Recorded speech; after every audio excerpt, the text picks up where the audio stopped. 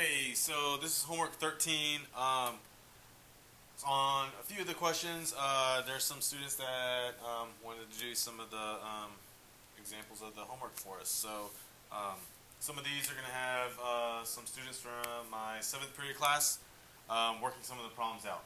Okay? All right. Let's get on with it.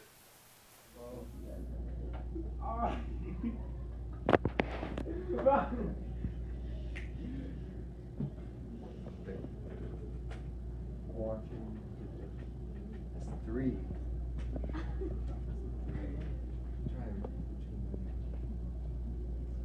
Oh my gosh.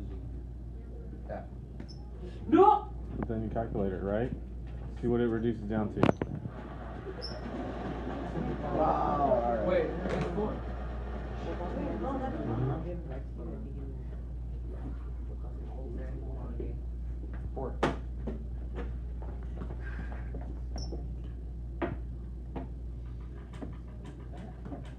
So now you got to find the y-intercept. Where does it cross the y-axis at?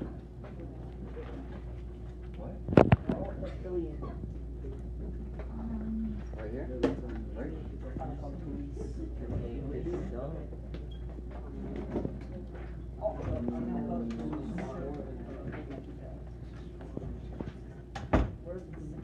Oh, and then right here, right? No, just the y-intercept. Yeah. So now how would you write your equation? Y equals what? Y equals 12x plus 4. Well, what did you get when you did 12 over 3 simplified to? 4. So y equals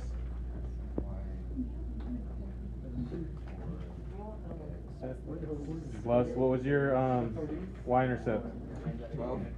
Where's your black dot at? Oh, 2. Yeah. There you go. That's it. that's it? Yep.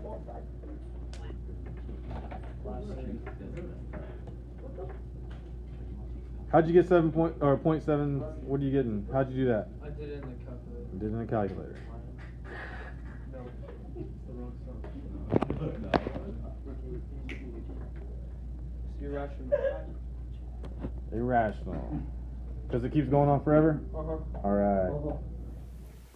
Okay, so number 3 says the order of the following numbers in ascending order. We got 1 1/4, 1 5/8, 1 1/2, and then 1 2/3. So remember, ascending order, right? That means we're going up. Descending means we're going down. So ascending means we're going up. So that is from least to greatest.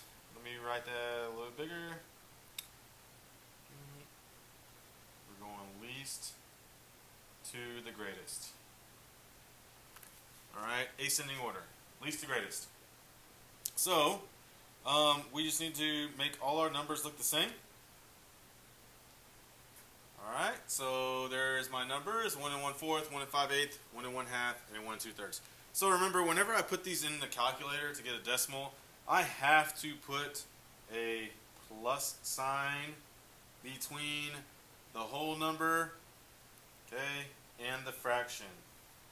Plus, plus. Okay, then I got to hit Control Enter. So on our calculators that we have here at school, you have to put plus between those.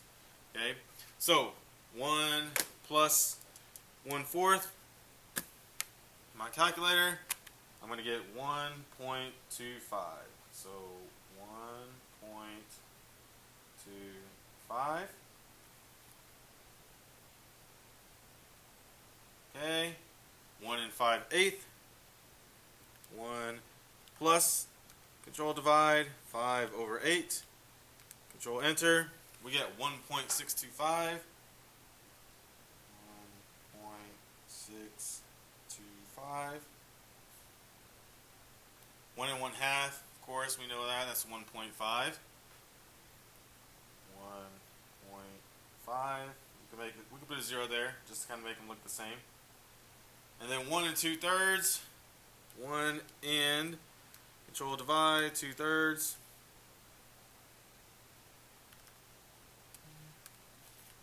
1.66 and it's repeating. So 1.66 and it repeats.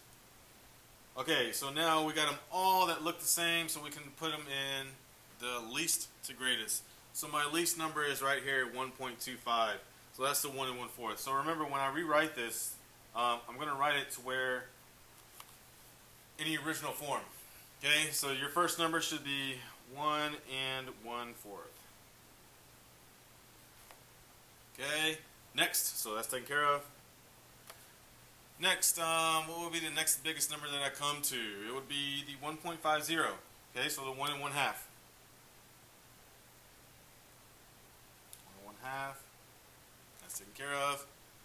So now I'm down to 1.625 or 1.66 repeating. So 62, 66. I would get to the 62 first. So 1 5/8 would be next.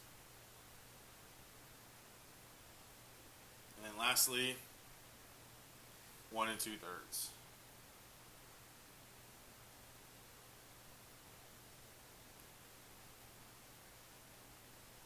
There we are, ascending order from least to greatest.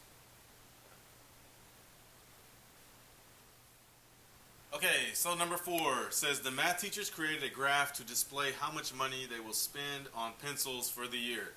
Based on this graph, what is the amount of money they spend on pencils before the year begins? And I have y-intercept here in parentheses.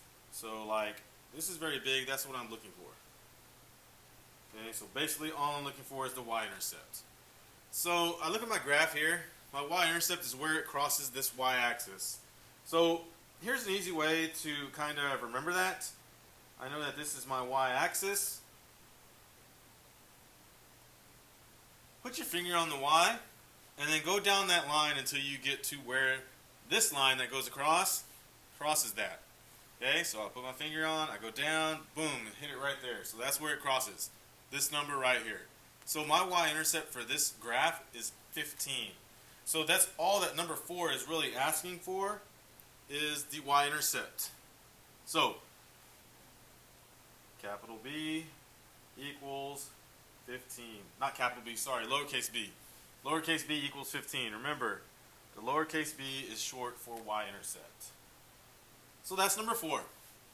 Okay, so we're going to kind of do number 4 and number 5 together, because if I look at number 5 down here, what is the slope of the graph above? Okay, so I found the y-intercept, now I just need the slope. So let me go here, I'm going to zoom in on my graph. I'm going to do this in red too. So remember, I was like scanning from the left to the right. This is the first point I get to. Okay, and then this is the next point that I get to. So I'm going to make my right triangle from here to there. I got to go up, so it's a positive slope. So I'm going up here and there. So we go up and then over. So remember, I said that whenever we have graphs like this, we got to make sure and check our intervals. Okay, our intervals here. So this is going from 15 to 20.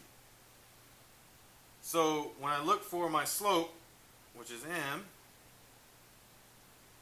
my numerator that goes on top is going to be whatever my how high I go from 15 to 20.